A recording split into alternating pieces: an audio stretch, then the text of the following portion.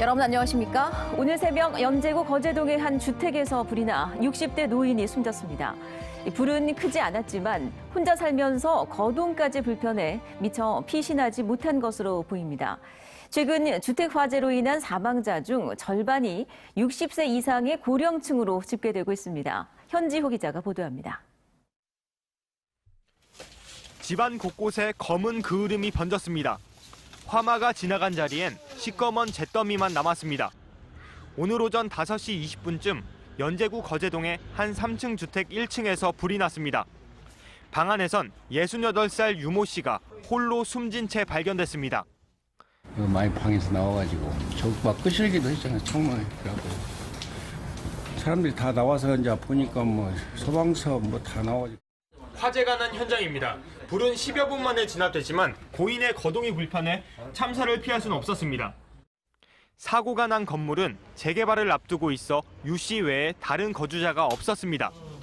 평소 양쪽에 목발을 짚을 정도로 거동이 불편했던 유 씨가 화재에 미처 대피하지 못했던 걸로 추정됩니다.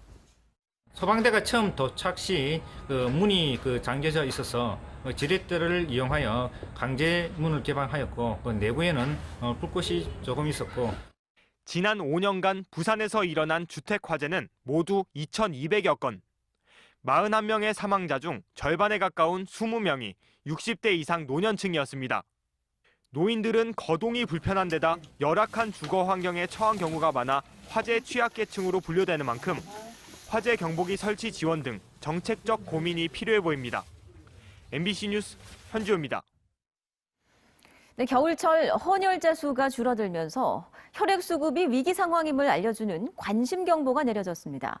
당장 이번 설 연휴 기간에도 혈액 수급이 힘들 것으로 보여서 시민 관심이 절실한 상황입니다. 김유나 기자입니다. 자원봉사자들이 거리의 시민들에게 헌혈 동참을 호소합니다. 헌혈하고 가세요. 한 사람 비벼가 세 사람을 살릴 수 있습니다. 하지만 좀처럼 눈길을 주는 시민들은 보이지 않습니다. 관심을 조금이라도 가져주면 우리가 그나마 조금 이래 해도 힘이 나는데 그런 게 전혀 없으니까. 헌혈의 집 내부도 썰렁합니다. 기념품을 2배까지 늘려가며 헌혈 참여를 유도하고 있지만 간간히 정기 헌혈자들만 오갈 뿐입니다. 이 헌혈로서 다른 사람들한테 도움도 줄 수 있고 하기 때문에 또 아픈 분들을 위해서 또 헌혈한다는 그런 생각만. 겨울방학 시작과 함께 단체 헌혈이 줄면서 겨울철 혈액 수급에 비상이 걸렸습니다. 원활한 혈액 공급을 위한 적정 보유량은 5일분. 하지만 전국의 보유량은 3.6일분으로 혈액 수급 위기의 첫 번째 단계인 관심 경보가 내려졌습니다. 부산은 상황이 더 심각합니다. 부산의 혈액 보유량은 3.1일분으로 A형 보유량이 2.21분, A병 2.41분 등 모든 혈액이 부족한 상태입니다.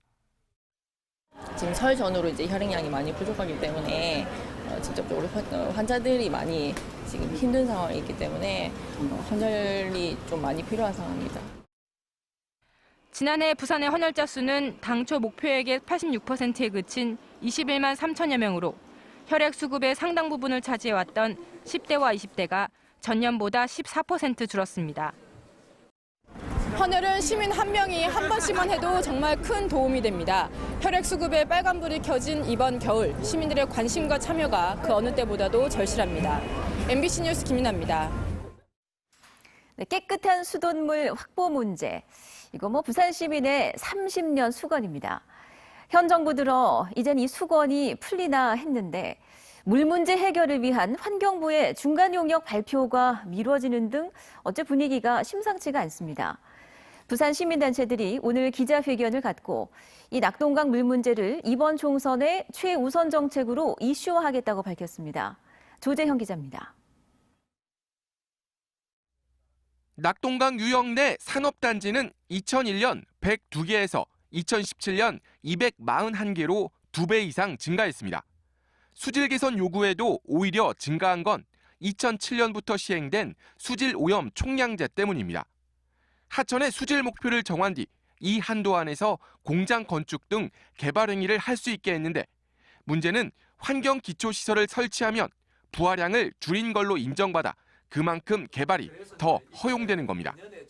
오염이 줄을 만큼 낼 수 있는 권한을 가지는 거거든요. 그래서 이제 오히려 일부에서는 총량 규제라는 제도가 오히려 어찌 보면 면책권을 준다는 그런 이야기. 낙동강 수질 개선을 위해 환경부가 진행 중인 연구 용역엔 구미산단 폐수 차단 방안과 함께 오염 총량 기준을 BOD가 아닌 산업 폐수와 더 밀접한 TOC로 변경하는 내용이 담겨 있습니다. 하지만 대구, 경북 등 낙동강 상류 지자체 반발에 제동이 걸리는 분위기입니다. TOC 중심으로 전환되면은 대구나 경북의 중상류 지역에 앞으로는 산업 단지를 더 이상 만들 수 없는 조건에 있습니다. 근데 그걸 환경부가 추진하려고 하니까 대구, 경북에서는 목리를 부리고 있는 거다. 20대 국회에 제출된 낙동강 수계법 개정안도 같은 처지입니다. 개발이 제한되는 수변 구역을 확대하는 건데 이 역시 상류 지역 반발의 무산 위기입니다. 중상류 지자체들의 반대 여론이 있습니다. 그리고 환경부에서도 지자체 간의 합의가 선행될 필요가 있다는. 현 정부 100대 국정과제에 포함되면서 낙동강 물 문제 해결을 기대했던 부산 시민단체들도 더 이상 기다릴 수 없다며 총선을 앞두고 이슈화에 나섰습니다. 지금까지 국회의원들이나 정치하시는 분들이 여기에 대해서 손을 놓고 있으니 이번 총선을 통해서 저희들은 어떤 형태든지 정책으로 반영할 수 있도록 또 청와대 앞 농성 등을 통해 부산 시민의 목소리를 전달할 예정입니다. MBC 뉴스 조재영입니다. 오늘 새벽 6시 10분쯤 동구 초량동 부산항 국제여객 터미널 인근 도로에서 50대 A씨가 몰던 시내버스가 앞서 신호 대기 중이던 시내버스를 들이받았습니다. 이 사고로 운전자 A씨와 버스 승객 등 14명이 다쳐 병원에서 치료를 받았습니다. 또 어제 저녁 8시 20분쯤엔 부산 진구 초읍동에서 60대 B씨가 승용차를 몰다 차량 2대를 잇따라 추돌한 뒤 차를 버리고 도주했습니다. 신고를 받고 출동한 경찰은 A씨를 현행범으로 체포해 음주운전 여부 등의 경위를 조사하고 있습니다.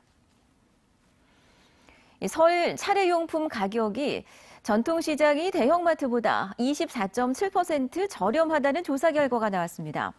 소상공인시장공단이 지난 7일부터 나흘 동안 전통시장과 대형마트 각각 37곳을 대상으로 설 차례용품 20여 개 품목에 대한 가격 조사를 한 결과 올 설 차례상 비용은 전통시장이 평균 22만 5천 원, 대형마트는 29만 9천 원으로 전통시장이 마트보다 24.7% 저렴한 것으로 나타났습니다.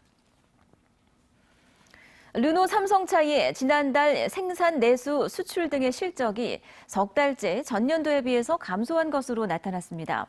산업통상자원부가 발표한 국내 자동차 산업 동향에 따르면 지난달 르노 삼성차의 자동차 생산은 12,500여 대로 전년도 같은 달보다 14% 줄었습니다.